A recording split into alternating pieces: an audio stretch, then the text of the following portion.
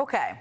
As you all know, Donald Trump has never exactly been shy about his contempt for the idea that we have three co-equal branches of government, something you learn when you're in elementary school.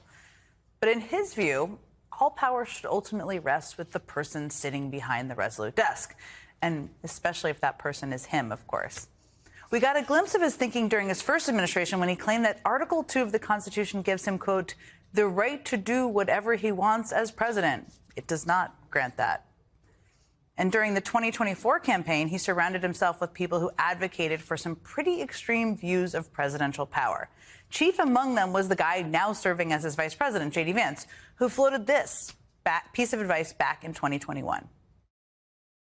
I think that what Trump should do, like if I was giving him one piece of advice, fire every single mid-level bureaucrat, every civil servant in the administrative state, replace them with our people. And when the courts, because you will get taken to court, and then when the courts stop you, stand before the country like Andrew Jackson did and say the Chief Justice has made his ruling, now let him enforce it. I mean, in other words, we can't say they didn't warn us, everyone. He was sort of warning us there, I guess. And so just a few weeks into this new administration, 3 to be exact, we are quickly seeing what it is like to have a president who is willing to simply ignore the law when it suits him. We saw that as Trump tried to unilaterally revoke the bedrock principle of birthright citizenship, freeze spending that is constitutionally appropriated by the legislative branch, shut down agencies that were legally created by Congress, and fire career civil servants who are protected by the law. I mean, the goal here of all of that is to steamroll a system that, again, is based on 3 co-equal branches of government.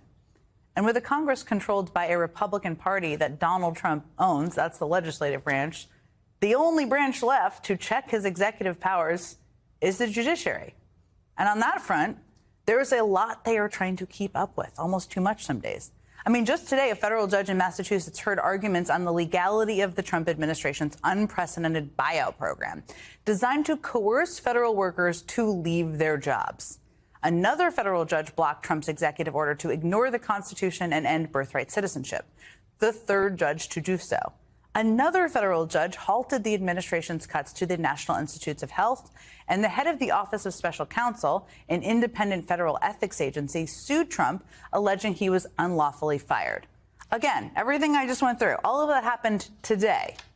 Stay with me now, because on Friday, a federal judge ordered the Trump administration to stop some aspects of its attempts to shut down USAID.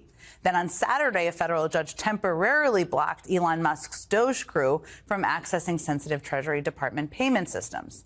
The judge in that case cited, quote, the risk that the new policy presents of the disclosure of sensitive and confidential information and the heightened risk that the systems in question will be more vulnerable than before to hacking. Seems like a fairly reasonable concern to me. And yet, that was the decision that basically set MAGA world's hair on fire. Republican Senator Tom Cotton called the judge an outlaw who should be forbidden from hearing any more cases against Trump. Utah Senator Mike Lee said the decision had the feel of a judicial coup, to which, by the way, Elon Musk responded, yes. And Musk also reposted a message suggesting that he and Trump should defy the court's order. And then Trump's own vice president, the guy you just saw a few minutes ago in that clip from 2021, came in with this, and I quote, judges aren't allowed to control the executive's legitimate power. Now, the word legitimate is doing a whole lot of work in that statement. As Yale Law School grad J.D. Vance should know, and I suspect he does know. I mean, courts do make those decisions. It's literally the role of the judicial branch to determine what is legitimate and what is not, what is illegal and what is not. That's literally their job.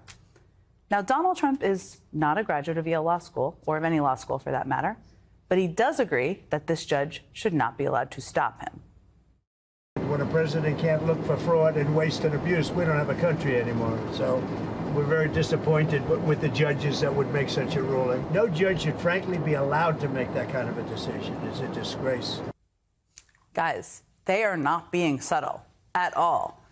And as we watched those comments from Trump and Vance and their allies in Congress over the weekend, it was clear that they were laying the groundwork to openly defy court orders. And today, a judge said they already have. Today, a federal judge ruled that the Trump administration has been violating a previous court order to lift the blanket spending freeze on federal grant programs. To put it plainly, the Trump administration froze spending. A judge told them to unfreeze it. And according to this judge, They didn't. And that kind of puts us in uncharted territory. In fact, some Democrats and legal experts say it leaves us smack dab in the middle of what they're calling a constitutional crisis. And look, I know phrases like that can sometimes sound vague and abstract and academic.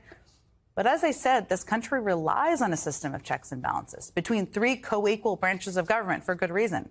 So when the Trump administration ignores that principle, when it defies the judiciary and dares the courts to enforce their orders, it is threatening the Constitution itself, hence a constitutional crisis. Starting us off tonight is retired federal judge Nancy Gertner. After retiring from the federal bench, she became a professor at Harvard Law School. Judge Gertner, thank you so much for taking the time. You're the perfect person to help us make sense of what is happening here. So let me just start with what we saw today, because for the first time, we saw a federal judge accuse the Trump administration of defying a court order. And the judge said the White House has not complied with an order to release federal funding that it had frozen. I just want to pause on that because it feels to me, I'm not a lawyer, I'm certainly not a judge, feels very significant to me. But you were a federal judge. What do you think? I think it is significant, but your introduction was suggesting that there's something very academic about it, and it's really very, very straightforward here. Trump had a lawful way to do all of this. Yeah, he had a lawful way to do all of this. He has the Congress. There are steps that one can follow. There are rules to be followed, and all he did is completely ignore that and ignored his own Congress, which is really something that should give all of us pause, and issued these executive orders, which Dahlia Lithwick describes as like letters to Santa. They were badly drafted, and half the time, he didn't have the authority to do it. When a federal judge issues an order, the federal judge is making a determination for a preliminary order that there's a likelihood of success on the merits, so it has to be a strong case. Judges don't do this out of the air. And furthermore, that there has to be irreparable harm. And the notion that judges across the country have done this really should give this government pause, that they have done what they've done is not just mildly illegal, but very, very illegal. And judges have recognized that. To your point about this comment about, how federal judges have no business dealing with legitimate executive actions, as you said, legitimate is the point here. What they are doing isn't even close to legitimate. Yeah, will they defy it? That's the question. I mean, first of all, it is literally their job. Let me ask you this question, because on the defy it, because this judge began this order by citing a Supreme Court case that says people who defy orders like this risk being held in criminal contempt. And we went through kind of a version of this last year. What does that look like, and what can it look like for a sitting president and a sitting administration? Well, I mean, it could look like a range of things. It could look like fines. It's a little hard to imagine that Elon Musk will be deterred by a fine, but it could be fines. You could be civil contempt you could be jailed until you have remedied the situation. But no one ever gets to that. And as I said, particularly here where the illegality is really clear, there is no question about it. If they don't like these rulings, they can appeal, and Trump certainly knows how to do that. So the notion that they would be so there were processes to follow in order to do what he wanted to do, and he's basically blowing through that. In addition, if there are rulings that he doesn't like, he can appeal. The notion that he would just defy says something very troubling about this president and his administration. No question. And he obviously hasn't appealed it, as you said. That is a legitimate process that anyone can go through or approach. If he appeals it, a lot of people throw out this notion that this question about executive power could go to the Supreme Court. And that's where it could land. I don't know if you agree with that. But what do you think? I think there's a lot of skepticism, probably among a lot of people watching, that the 6-3 conservative court would rule the right way. What are you watching for, and how do you think they would look at this question? Well, there's a structural problem, which is that the Supreme Court is not equipped to deal with the 45 cases that are percolating through the court, right? They'll take one or two. They'll take maybe one, and they'll take birthright citizenship. They may take the impoundment cases. Again, with this administration and with this court, I'm not sure I can predict anything, but it would really be extraordinary if they gave him the power that he is seeking. It would just be extraordinary on both birthright citizenship and on the impoundment question. I've been surprised by this court, but still, that would be essentially enabling a coup. It's not a judicial coup that we're seeing. It's an executive coup. And if the Supreme Court went along with it, they would be enabling that as well. Judge Nancy Gertner, thank you so much. It was a real pleasure talking with you. I really appreciate you joining us tonight. Before we go to break, I just want to give you all a quick reminder to subscribe to our new podcast. It's out today. It's called The Blueprint. It's a place for me and my guests to explore how Democrats can win again in the age of Trump. The first 2 episodes dropped this morning with Maryland Governor Wes Moore and JFK's grandson, Jack Schlossberg. I want to show you something here. See if you can spot the pattern here. A few days ago, Donald Trump appointed a new spokesperson for the Defense Department. His name is Sean Parnell. If that name sounds at all familiar, it's because the last thing he did in politics was fail in his effort to win a U.S. Senate seat from Pennsylvania. Mr. Parnell dropped out of the Republican primary after a judge took away custody of his children and ruled that Mr. Parnell had been violent and abusive toward the children and his wife.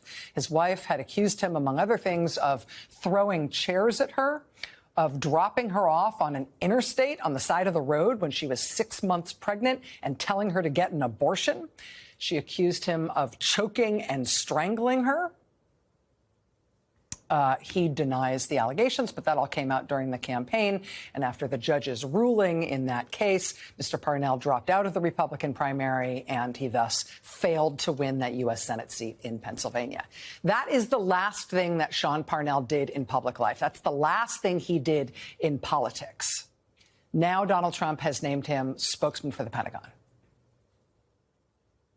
Person who won that Republican primary for that Senate seat in Pennsylvania and then lost the Senate race in the general election, that was Mehmet Oz, Dr. Oz. Trump has now named him to run Medicare and Medicaid.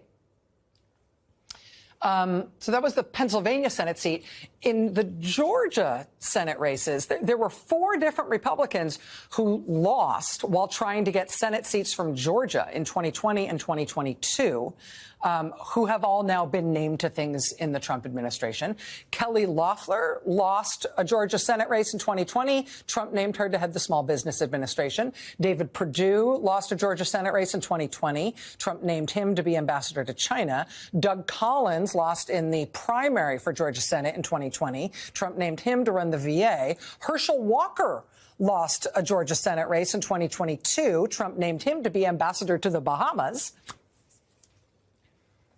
Kari Lake lost her run for Arizona governor in 2022, and then she lost her run for Arizona senator in 2024. Trump just named her to run the Voice of America. Lori Chavez DeRemer lost her House seat in 2024 in Oregon. Trump named her to run the U.S. Labor Department. Brandon Williams lost his House seat in 2024 in New York. Trump named him to run the National Nuclear Security Administration. God help us all. Lee Zeldin lost his race for New York governor. Trump named him to run the EPA. Caroline Leavitt lost her campaign for a congressional seat in New Hampshire. Trump named her White House press secretary. The only thing wrestling executive Linda McMahon ever did in politics was lose 2 consecutive U.S. Senate races in Connecticut. Trump named her Secretary of Education. The last thing Tulsi Gabbard ever did in politics was disastrously lose a presidential run in 2020. Trump has named her Director of National Intelligence, which is like a horse walks into a bar joke without a horse or a bar. The only thing Robert F. Kennedy Jr. ever did in politics was run and then quit a presidential campaign this year. Now he's Trump's nominee to lead Health and Human Services. Who is Harmeet Dillon? Harmeet Dillon lost a race for Republican Party chair this year. Then Trump named her to lead the Justice Department's Civil Rights Division. Sam Brown lost a Nevada Senate race this year. Trump has put him at the VA. Dave Weldon lost a race for state legislator in Florida. Trump has now named him to lead the CDC. Dan Bishop lost the attorney general's race in North Carolina this past year. Trump has made him the #2 official at OMB. Bo Hines just lost a congressional race in North Carolina, so Trump put him on his new crypto board. Joe Kent has lost 2 consecutive races for Congress in Washington state. Trump just named him head of the National Counterterrorism Center. You noticing a theme here? I mean, I could go on, but are you noticing a theme?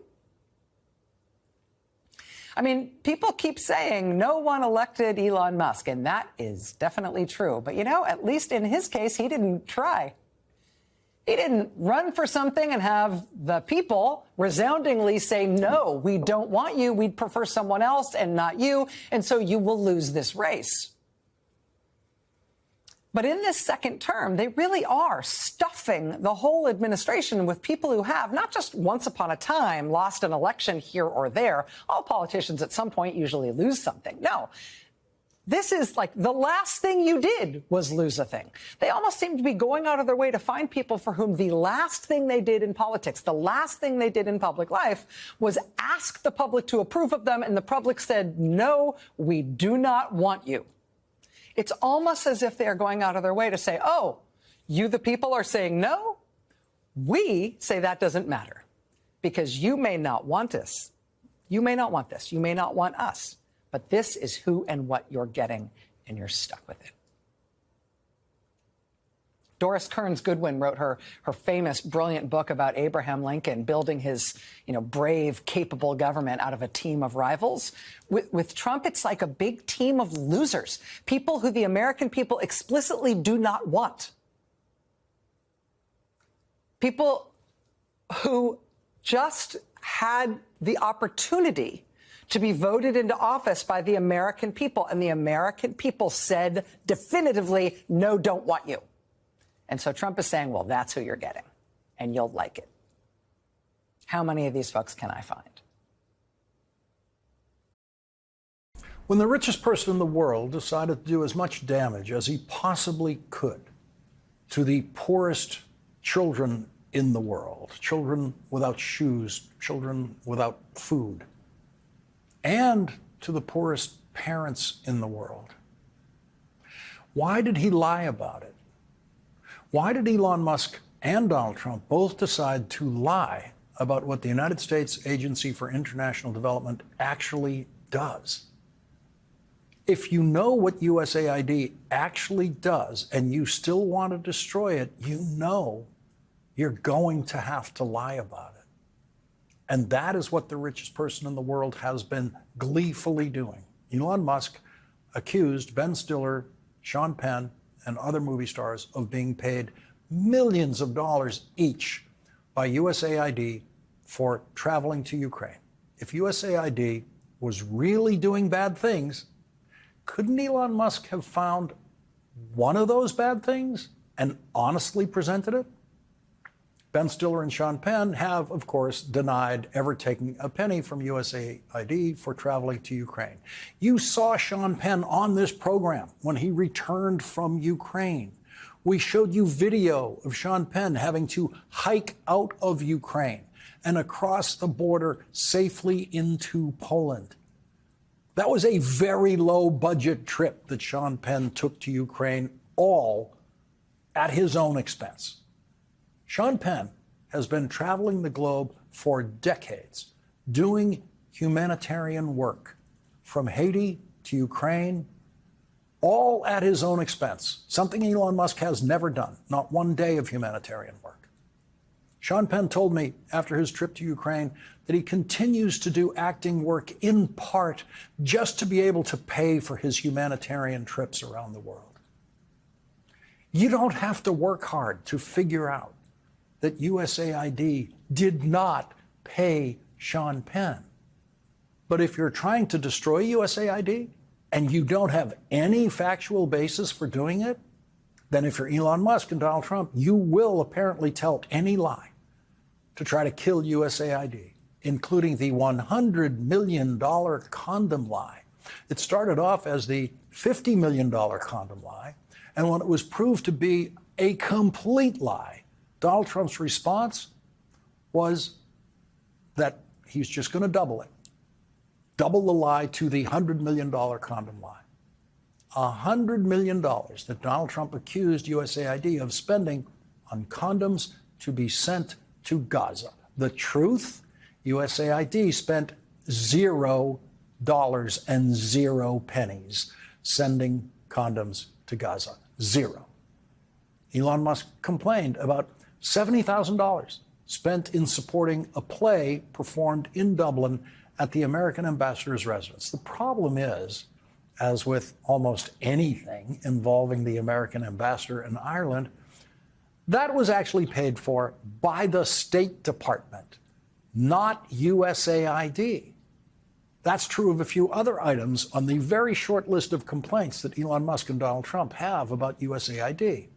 The thing they're complaining about was actually paid for by the State Department, not USAID.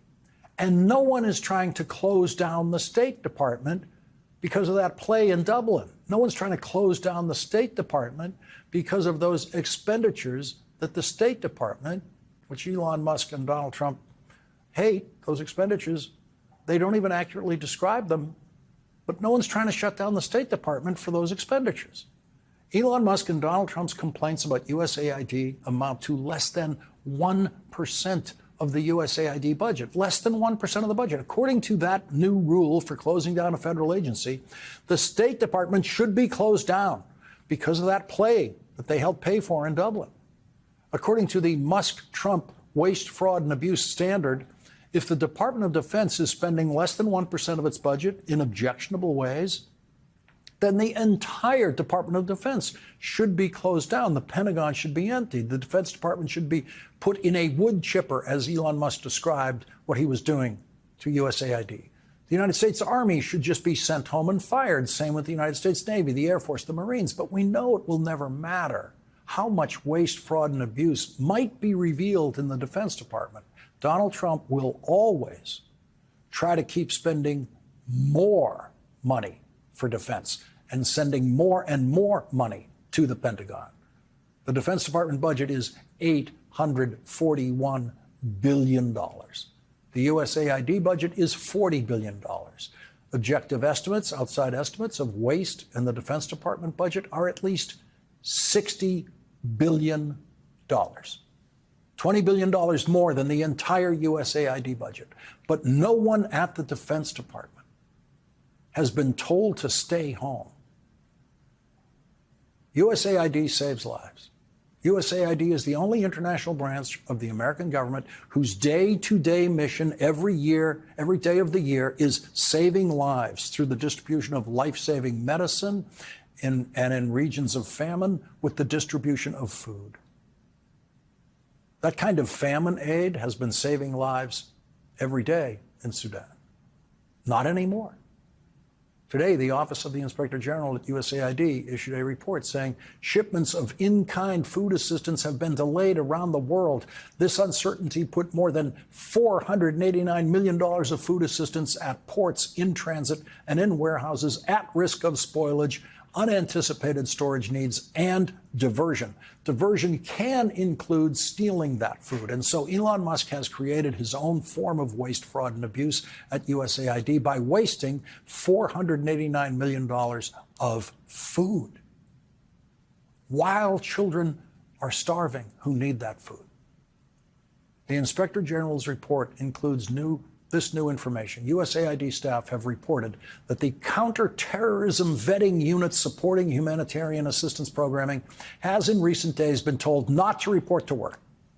USAID has staff dedicated to making sure that food and medicine and valuable humanitarian assistance gets to the right people in the right place, with extra concentration in making sure that it doesn't end up in the hands of terrorists. And thanks to Elon Musk and Donald Trump, no one is doing that counterterrorism vetting now.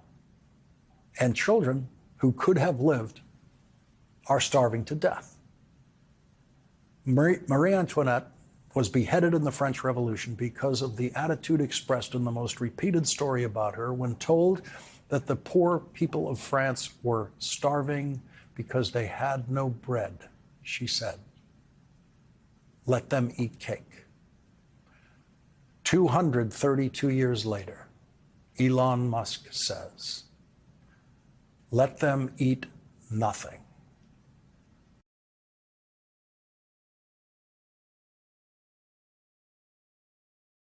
Twelve past the hour. Now, more on a federal judge temporarily blocking Elon Musk's Department of Government Efficiency from gaining access to personal data stored at the Treasury Department. It comes after a group of attorneys general from 19 states filed a suit to block Musk's efforts. With us now is one of the attorneys general involved in the case, North Carolina Attorney General Jeff Jackson.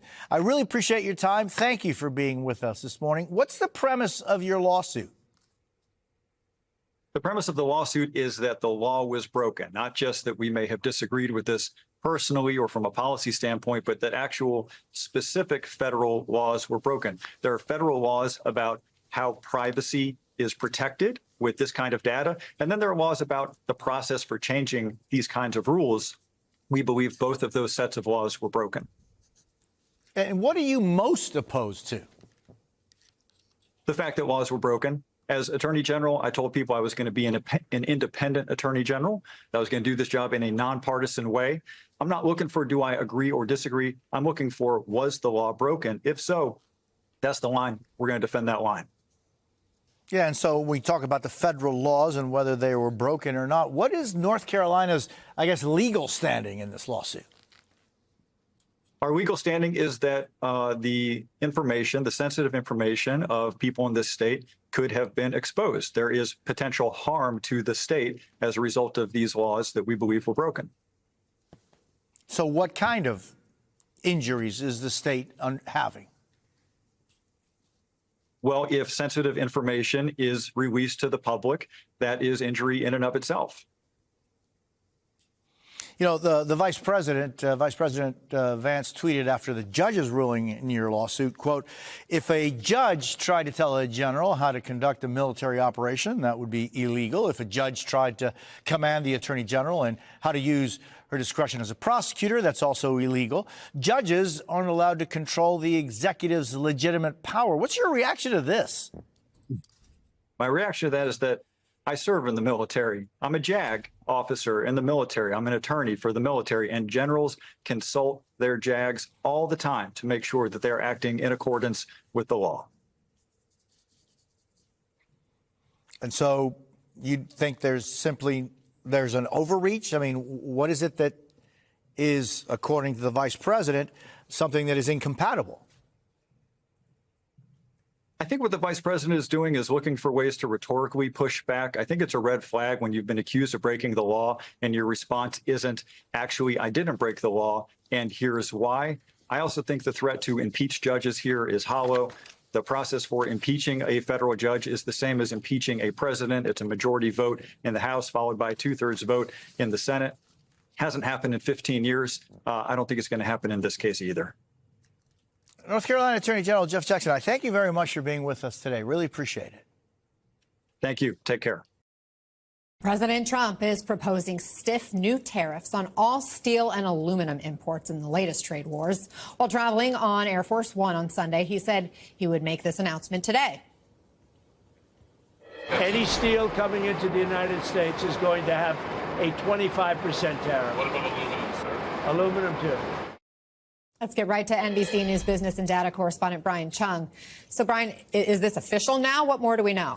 No, I mean, we still need to get more details on this. Again, what you just heard from the president was a conversation that happened yesterday suggesting that these tariffs would be in place today, but we still haven't seen any sort of official text on any sort of declaration. But I want to point out that these types of tariffs will be most impactful on the two countries which we thought we avoided a tariff war with just a few weeks ago, which was Mexico and Canada, which, again, now March 1st is kind of the new deadline for trying to get something done. But when it comes to steel tariffs, these are the two major countries that import into the United States. When you talk about Canada accounting for about 23% of all steel imports into the U.S., and then Mexico is the second next biggest importer at 11%. So these nations account for an enormous amount of steel in the United States. And aluminum can't be forgotten as part of this conversation as well. Yes, it is indeed the case that from a consumer level, maybe steel beams aren't something that we buy on a daily basis, but aluminum is in a lot of consumer packaging.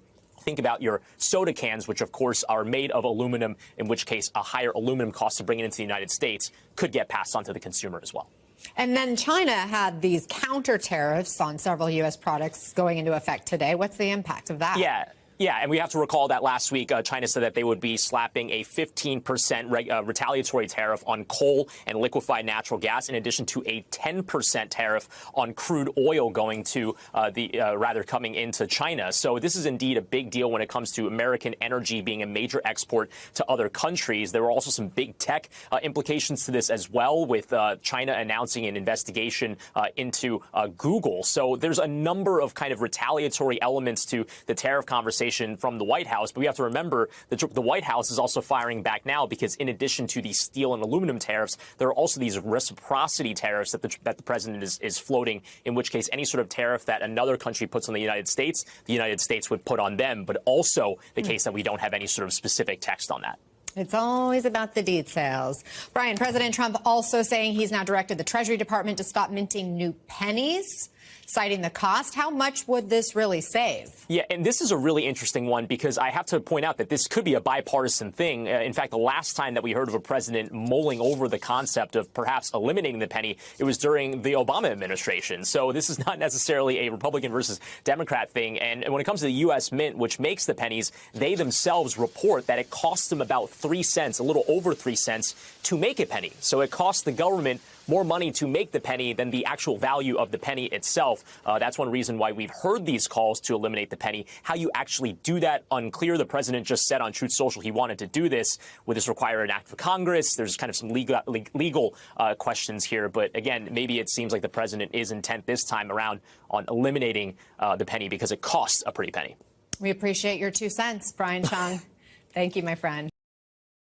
Joining us now, Shannon Liss-Reardon, a partner at Lichten and Liss-Reardon. She's an employment lawyer representing 2,000 former Twitter employees in individual arbitration, as well as over a dozen class action lawsuits related to the company's treatment of workers after Elon Musk bought the company. Thanks so much for joining us. We're having you on because there's an attempt to get rid of so many federal workers through a buyout offer. And it mirrors exactly what happened to Twitter, what Elon Musk offered Twitter employees, same email and everything. Were the Twitter employees actually given the money that was promised? No. The reason that we have 2,000 individual arbitrations against Twitter is because the employees were promised that if they lost their jobs after Musk took over Twitter, they would receive a certain generous amount of severance. And they didn't receive it. None of them received it. So that is why we have all of these cases and these lawsuits and arbitrations. And I heard it just said by your prior guests that none of these players, including Trump and Musk, ever seem to lose lawsuits. Well, I'm not allowed to talk openly about the results of our arbitrations because they're currently under seal and confidential. But I will just say this. I'm feeling good about our cases.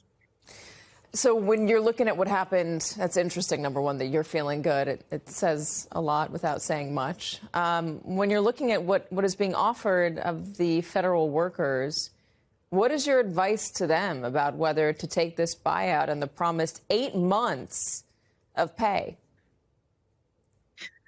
So we've been getting contacted by federal employees from across agencies, across the government, across the country. And it has been very difficult to give solid advice because no one knows exactly what's going to happen. Trying to take a page from what we learned from the Twitter fiasco is the following. I'm giving federal employees the same advice that I gave Twitter employees who came to me on November 17th, 2022, when they were faced with the same fork in the road email. And I told people, you got to make your own individual decision about what you think is best for you and your family. There are lots of concerns about whether what is being promised to the employees is legal and whether it is even enforceable. And it is just hard to say. It's hard to answer those questions right now. But individually, I will say the following. For federal employees who want to get out of there or who are thinking about retiring, for their individual purposes, it might not be a bad thing to take this and see where the cards fall. And if they don't end up getting what they were promised, it is tricky to sue the federal government But I have some confidence in the rule of law, and I can't imagine that these very explicit promises made to people could not be enforced. Now, there are a number of employees who are basically being threatened with being terminated. And for those employees, I know there's a lot of concern. Unions are telling employees, don't take this buyout. A lot of federal employees who've been in touch with us have said, I'm not going to give into this. And I completely respect that and understand that. But for employees who are under threat of being fired, they may have a legal claim later or they may not. And taking the chance that you could get 8 months severance might not be a bad idea. There were some Twitter employees, in fact. Yeah, I'm sorry. Finish your thought, then I'll ask you the question. Sure. Yeah, no, I'm just going to say there are a lot of Twitter employees who rejected the fork in the road and committed to staying with Twitter 2.0, as Elon put it, being hardcore, agreed to work long hours at high intensity, and only to get fired a week later on the eve of Thanksgiving without any severance at all. So, there are a lot of federal employees who are facing the same threat. So, I mean, the advice that I'm giving to individual employees is different, of course, from what I feel for our country right now. This is such a helter-skelter way to cut the workforce, even if that is the policy goal. We're going to lose people with incredible expertise and experience. And I don't know how these agencies are all going to be able to function if so many of those employees with experience like that do end up leaving. But I have advice that I'm giving to individual employees who are contacting us, and I've got my big picture concerns about the legality of what is happening here. Let me ask you this, though. In terms of that 8-month promise of pay, Congress is about to go into another spending battle. And there's no guarantee that if they're in a spending battle, that there's going to be allocation to pay off federal workers who are no longer working. I imagine that would be, if you're trying to cut costs, an easy area to slash. So if you're banking on 8 months' pay, but we're coming up to a budget battle in just a few weeks' time, that's a month of pay, maybe 2 months of pay before suddenly you're gone. It's by no means is it assured that these employees are going to get what they're being promised. I'm just saying that if they don't get what's promised, I expect there will be a legal claim that could be brought. I can't guarantee what the result is going to be because, like I said, it is tricky to sue the federal government. Federal spending has not been authorized past March 15th. If the federal debt limit does not get raised again, and I read an editorial just this morning that maybe Trump isn't even going to support the raising of the debt limit, which has always happened when we've run up against a debt limit. Maybe he wants to see what it looks like if the federal government really just shuts down for a lengthy period. There are so many unknowns. I'm just saying that employees right now need to make, individually, they need to make their own decision about what's best for them. But again, I am really concerned about what our country is facing, the loss of expertise and experience we may be about to face, and just the situation we have where the federal workforce is just being slashed, like Twitter, with so little thought about what it actually takes to keep things running, and decisions being made by people who have no idea how these agencies operate, who is actually needed, what's important to keep things going. It's extremely concerning. Yeah, they Same appear to thing be happened making at Twitter. And Twitter, lots of functions were lost and then had to be rebuilt. But again, the federal government's not Twitter, and they appear to be making the bet that the federal government doesn't need a lot to function and that they can cut out most of it. We'll see if that's the case. Shannon Liss Reardon. And Twitter is just a shell of what it was. So yeah, that's true. We're all thinking about the federal government. Thank you. Thank Shannon you for having Liss me. Reardon, thank you so much for joining us. We do appreciate it.